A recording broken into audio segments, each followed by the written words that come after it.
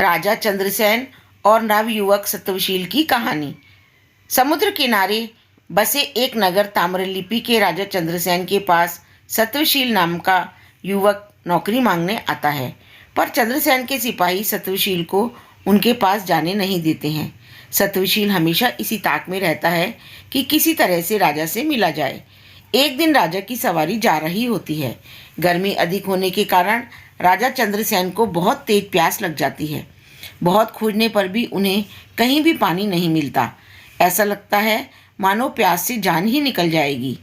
तभी उन्हें मार्ग में खड़ा एक युवक दिखाई देता है। वह कोई और नहीं सत्वशील ही होता है, जो जानबूझकर पहले से राजा के मार्ग पर मौजूद रहता है। उसे देख राजा उससे पानी मांगते हैं। सत्वशील फौरन राजा की प्यास बुझाता है और साथ ही खाने के लिए भी उन्हें कुछ फल देता है। चंद्रसेन सत्वशील से प्रसन्न होकर पूछते हैं कि वह उनके लिए क्या कर सकते हैं। सत्वशील मौका देखकर अपने लिए राजा से नौकरी मांग लेता है। राजा चंद्रसेन उसे काम दे देते हैं और कहते हैं कि वह उसका उपकार हमेशा याद रखेंगे। धीरे धीरे सत्वशील राजा का करीबी बन जाता है। एक दिन राजा उससे कहते हैं कि हमारे नगर में काफ़ी युवक बेरोजगार हैं और पास में एक टापू काफ़ी हरा भरा दिखाई देता है। अगर उस टापू पर जाकर खोज की जाए तो हो सकता है हमारे नगर के लोगों के लिए वहाँ कोई अवसर निकल आए।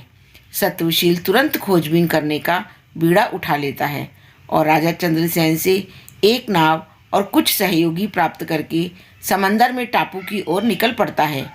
टापू के पास पहुंचते ही सत्वशील को एक झंडा पानी में तैरता नजर आता है। उसे देख सत्वशील तुरंत हिम्मत करके पड़ताल करने के लिए पानी में कूद पड़ता है। सत्वशील अचानक खुद को टापू की जमीन पर पाता है, जहां एक सुंदर युवती संगीत सुन रही होती है।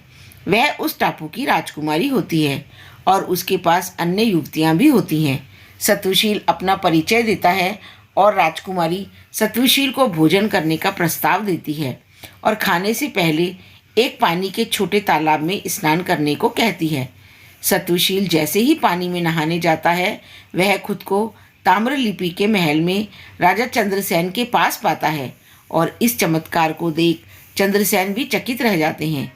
चंद्रसेन खुद इस रहस्यमयी जगह पर जाने का फैसला कर लेते हैं और वहां जाकर उस टापू को जीत भी लेते हैं। उस टापू की राजकुमारी विजेता चंद्रसेन को उस टापू का राजा घोषित करती है। जीत की खुशी में राजा चंद्रसेन उस राजकुमारी से सत्वशील का विवाह कराने का आदेश दे देते हैं और उस क्षेत्र की रक्षा और प्रतिनिधित्व का भार सत्वशील को सौंप देते हैं। इस तरह चंद्रसेन सत्वशील के उपकार का बदला चुकाते हैं।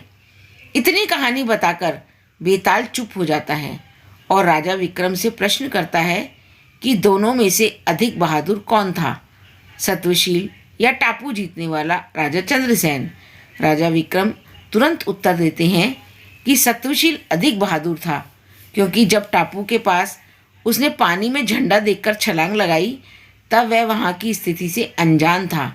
वहाँ मौत का खतरा भी हो सकता था, पर राजा चंद्रसेन तो पूरी बात जानता था और वह सेना की मदद से जीत हासिल कर पाया।